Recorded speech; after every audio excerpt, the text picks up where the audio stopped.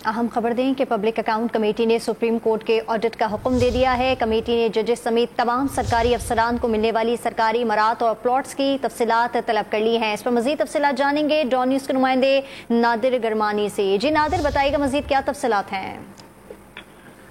देखें, public accounts committee ने आज सुप्रीम कोर्ट के जजेस समेत तमाम सरकारी जो अफसरान हैं उनको मिलने वाली इमारात और प्लाट की तफसीलात तलब कर ली हैं। आज नूर आलम खान की ज़ेर सदारत जो पब्लिक अकाउंट्स कमेटी का इजलास हुआ है, उस इजलास में नूर आलम खान ने ये मामला उठाया और कहा कि सुप्रीम कोर्ट की जजेस की तनख्वाह और इमारात की तफसीलात हमने मांगी थी और बताया जाए कि ऑडिटर जनरल ने वो तफसीलात पेश क्यों नहीं की। इस हवाले से नूर आलम खान का ये भी कहना था कि आवाम को पता होना चाहिए कि उनके पैसे जो है वो कैसे और कहाँ कहाँ खर्च हो रहे हैं।